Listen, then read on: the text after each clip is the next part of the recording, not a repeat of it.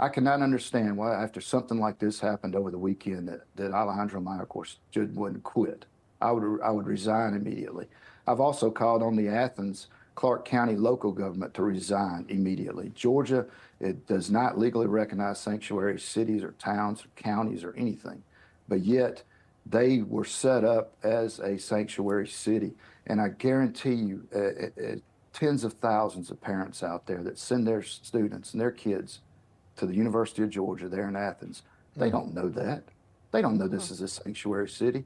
And as a father of a 26-year-old daughter, man, this is just gut-wrenching. We don't allow this to happen in our country, and yet it is happening right in front of our faces. Yeah, it's so sad already, but because it was completely preventable, I think it's even worse. And this program, Wake Up America, we've got a huge connection to the University of Georgia. Charla McBride went to Georgia. Alex Kramer went to Georgia. My wife went to Georgia. General Blaine Holt, who's on with us on a weekly basis, went to Georgia. And Athens, for people who don't know, this is like one of the safest, one of the most friendly, one of the best college towns in all of America. You do not expect this to happen at parks in Athens, Georgia.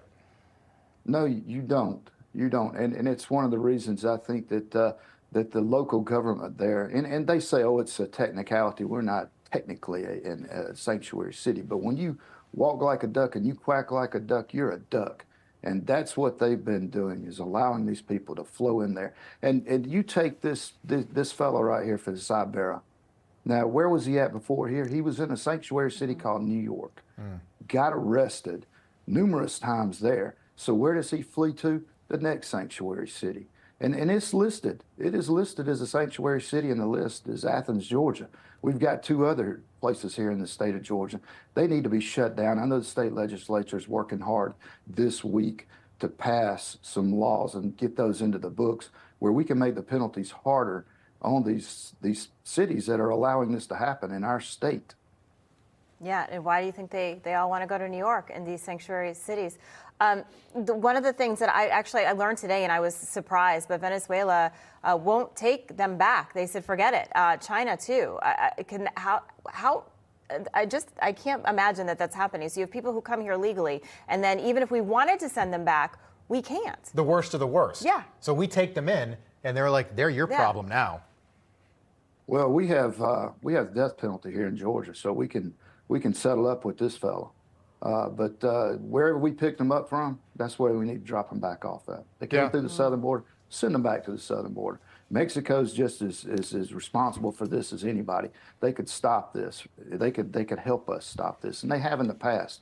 We just don't have an administration that is willing to step up and be strong enough in some areas. And in some areas like this one, hey, they're welcoming it. The more the people that they can push into this country that are coming over here, most of them supposedly want to come over here and sit down and take all our goodies. That's just going to create more voters. We're already seeing illegals vote and actually hold positions on board of education in San Francisco. Yeah. So there is a push to get illegals into this country and to make them to where they can vote. And when you allow people that don't have any skin in the game, that are just picking up checks to go to voting, oh, you know where they're going to vote. They're going to vote to continue that pattern. Absolutely. Yeah, keep the gravy train running. And the sad part, the most tragic part is we've got 8 months until a very important presidential election. This will happen again. This will happen again. And I just hope the American people think about 22-year-old Laken Riley when they go to vote. They will. On November the 5th. You know, and I'm going to tell you something. South Carolina was electrifying. I know President Trump said that. You could feel it. You could sense it. You know, I've been to Iowa with President Trump. I was in New Hampshire with President Trump. Right. The American people are really waking up out there. We need to get moved on past this primary. We need to be running a general election so that we can get Trump back in the White House and we can take our country back, because he was exactly right when he stood at the bottom of that escalator and said that there are thugs, murderers, human traffickers coming across that southern border, and this is unfortunately a sad example and proof of what he was saying. Yeah, great point. Congressman, we've taken up too much of your time. We appreciate you being with us this morning. Such a